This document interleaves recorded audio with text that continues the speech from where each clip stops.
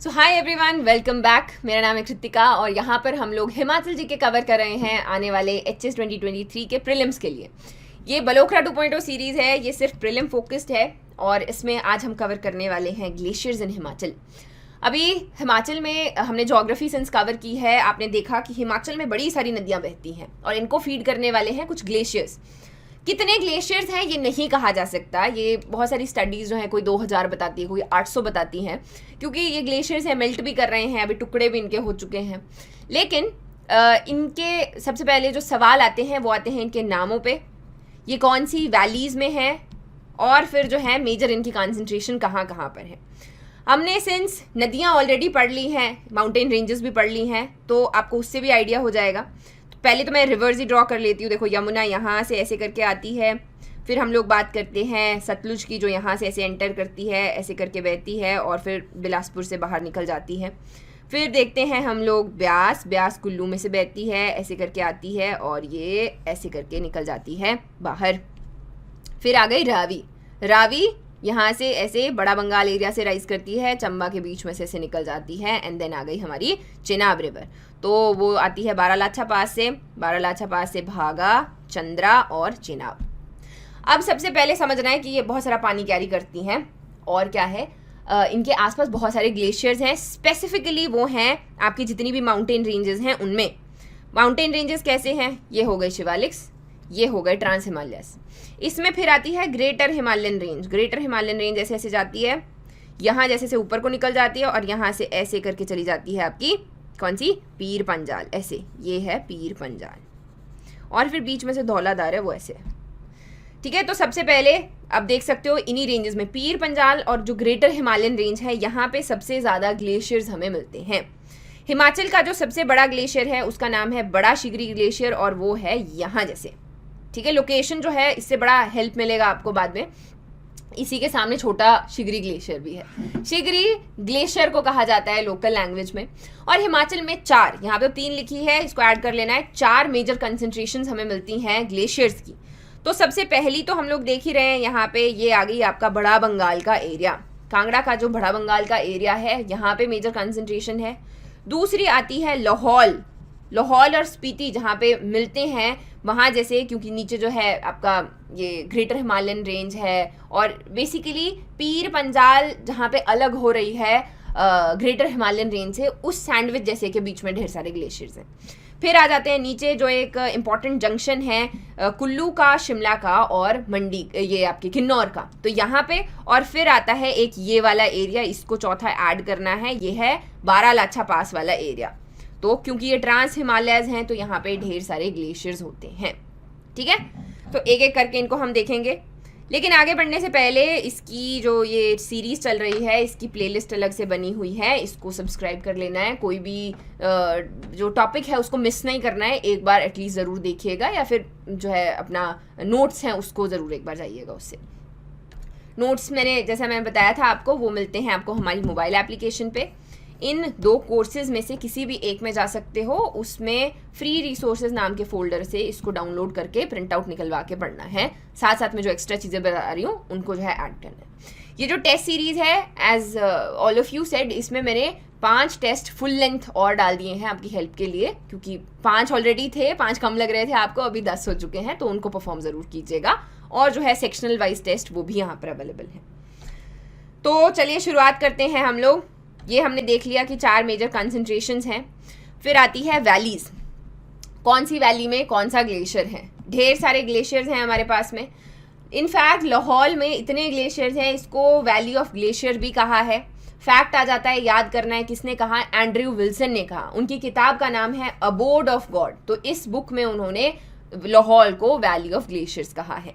लाहौल में ढेर सारी वैलीज आती हैं। देखो, ये है आपकी भागा वैली, ये है चंद्रा वैली, फिर इधर को आती है पत्तन वैली और चेनाब वैली एक ही है। हमने रिवर्स देख ली थी, हमने रिवर्स में पढ़ा कैसे भागा और चंद्रा मिलके चंद्रभागा या चेनाब बनाती हैं, है ना। तो ये क्या है, पत्तन वैली को ही हम लोग यहाँ पर चेनाब वैली कहते हैं। तो ये इन सारे वैलीज में नीचे आ गई आपकी पिन वैली, यहाँ पे ढेर सारे ग्लेशियर्स हैं। इन ग्लेशियर्स के नाम एक बार पढ़ने हैं। जो बड़ा ग्लेशियर, जैसे बड़ा शिगरी है, ये सबसे बड़ा ग्लेशियर है, ये कहाँ पर है, ये चंद्रा वैली में है। फिर आ गया आपका मुकिला है, मुकिला, मिलांग, लेडी ऑफ केलोंग, ये भागा वैली में है। पत्तन वैली में आते हैं शिला, दोकशान, नीलकंठ, ये सारे के सारे। फिर आ गई मियार वैली। मियार वैली जैसे इसका नाम है, मियार एक ट्रिब्यूटरी भी है ना, ट्रिब्यूटरी है चेनाब की, तो मियार एक वैली भी है, मियार एक ग्लेशियर भी है, मियार एक रिवर भी है। ठीक है जी, तो ये आपके आ गए। एक एक करके इनको देखेंगे जो जो इम्पोर्टेंट है। जैसे बड़ा शिगरी सबसे पहले देखते हैं, सबसे बड़ा ग्लेशियर है हिमाचल का। इसका जो सर्वे है वो काफ़ी बार हुआ है। जो सबसे पहली बार ये किया था तो उन्होंने 1906 में ये किया गया था।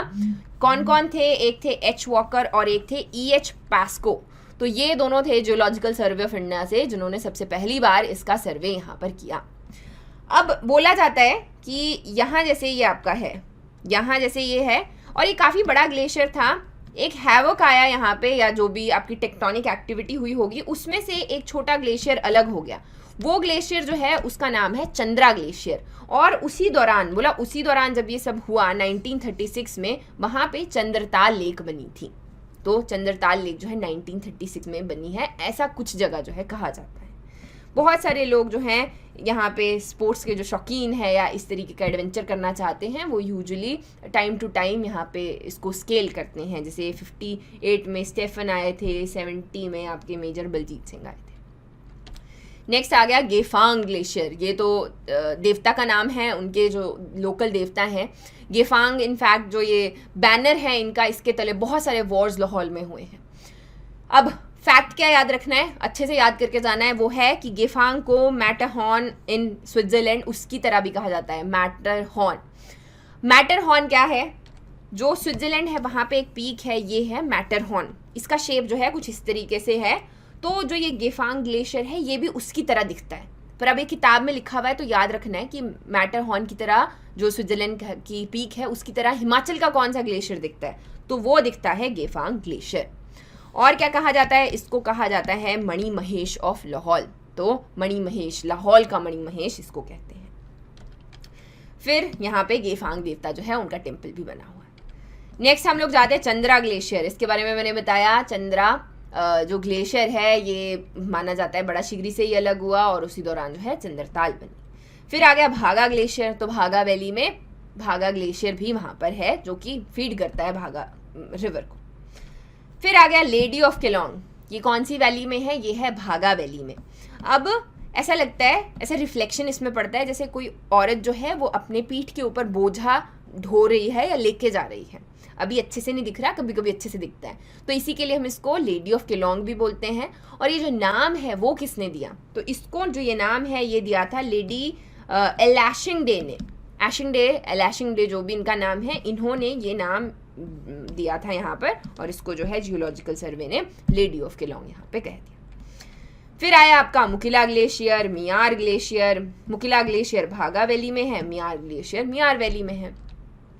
शिमला में भी एक ग्लेशियर है जिसका नाम है चंद्रनाहन ग्लेशियर। हमने रिवर्स ऑलरेडी पढ़ी हुई हैं तो हमें ऑलरेडी पता है कि चंद्रनाहन ग्लेशियर से पब्बर रिवर राइज करती है। बड़ी इंपॉर्टेंट एक ट्रिब्यूटरी है किसकी? तोन्स की। और तोन्स किसकी ट्रिब्यूटरी है? यमुना की। ठीक है, रिवर्स अच्छे से पढ़ी हैं सिंस आपने, तो ये आपको ऑलरेडी पता है। चलो, तो यही जो चंद्रनाहन ग्लेशियर है ये फीड करता है पब्बर को। फिर आ गया भड्डल ग्लेशियर। हमने देखा ऐसे करके तंतगिरी थी और फिर ऐसे आपकी भड्डल रिवर निकली थी और फिर आगे जो है वो रावी बन गई थी। तो ये यहाँ पर तंतगिरी ग्लेशियर है, यहाँ पर भड्डल ग्लेशियर है, इन्हीं में से ये निकलती हैं। तो ये बड़ा बंगाल वाले एरिया की हम लोग बात कर रहे हैं। यहाँ पे लोग फिर भी इनफैक्ट रहते हैं। जब भी हम लोग आप न्यूज़ सुनते हो, जब भी इलेक्शंस भी हुए थे तो देखा कि चॉपर के थ्रू ईवीएम्स लेके गए पोल स्टाफ, क्योंकि वहाँ पे बहुत सारी आपकी ये स्नोफॉल जो है होती रहती है, बर्फबारी होती रहती है हायर हिमालय से। लाहौल में एक और ग्लेशियर है जिसका नाम है गोरा ग्लेशियर। ये नेगेटिव मास बैलेंस के लिए कुछ पास्ट में अपने न्यूज़ में रहा है, क्योंकि ग्लेशियल जो हम लोग लेक्स कहते हैं वो बन रही हैं, ग्लेशियर्स मेल्ट कर रहे हैं। इसके लिए बहुत सारी स्टडीज़ भी हैं जो हम देखेंगे भी आगे। फिर आ गया सोना पानी। सोना पानी जो है ये रोहतांग पास से दिखता है पहली बात, और जियोलॉजिकल सर्वे ऑफ इंडिया ने इसको 2 बार सर्वे किया था, एक बार 1906 में, एक बार 1957 में। 57 में किया कुरियन एंड मोंची ने, और 1906 में जिन दोनों ने, पास्को और वॉकर, जिन्होंने बड़ा शिगरी किया था, उन्होंने ही किया था इसको। ठीक है जी। नेक्स्ट आ गया हमारा पेराद ग्लेशियर, ये आपका लाहौल स्पीति में। तो इसी के साथ इनके नाम जो हैं वो ख़त्म हो जाते हैं। फिर अगर हम मेंस के लिए बात करें तो बहुत सारी न्यूज़ है जो कि यहाँ पर इम्पॉर्टेंट है, इनको देखना है एक एक बार। तो सबसे पहले ये राइजिंग टेम्परेचर्स के बारे में थी, इनको आप रीड कर सकते हो। कुछ फैक्ट्स जो हैं जो बताने हैं मुझे वो ये हैं, जैसे कि ये यहाँ पर लिखा गया है। तो यहाँ पर ये स्टडी कहती है कि by 2070 76% of the total glacier जो है वो यहाँ पे ख़त्म हो जाएंगे या फिर जो है गायब हो जाएंगे। इसका रीज़न है राइजिंग टेम्परेचर्स, ग्लोबल वार्मिंग जो है हो रही है, स्नोफॉल कम हो रहा है, रेनफॉल कम हो रहा है। तो जो टेम्परेचर्स हैं वो लाइक ग्लोबल मीन टेम्परेचर जो है वो चेंज हो चुका है, जिसके कारण जो है ग्लेशियर्स यहाँ पे मेल्ट कर रहे हैं। और स्पेसिफिकली ये न्यूज़ बात करती है स्पीति वैली में बढ़ रहे टेम्परेचर्स की, और वहाँ के ग्लेशियर्स जो हैं वो मेल्ट कर रहे हैं। इसमें और भी कुछ स्टैट्स है, अगर उनको भी आप देखना चाहते हो। अदरवाइज जो है एटलीस्ट इतना तो याद रख ही सकते हो कि बाय 2070 76% जो ग्लेशियर्स हैं वो काफ़ी मेल्ट हो जाएंगे। इससे होता क्या है, पहले पानी जो है बहुत सारा मेल्ट होगा, पहले फ्लड्स आएंगे, फिर क्या होगा, पानी ख़त्म हो जाएगा और फिर जो है डिजर्टिफिकेशन होगा। सो इस तरीके से ये भी आप मेंस के लिए तो ज़्यादा इंपॉर्टेंट है, प्रीलिम्स के लिए एक दो फैक्ट्स आप लिख सकते हो। So that's it for today. I hope ये लेक्चर आपकी प्रिपरेशन में हेल्प करेगा। याद करके जाइएगा सब कुछ। All the very best and thank you for watching. Do like, share and subscribe.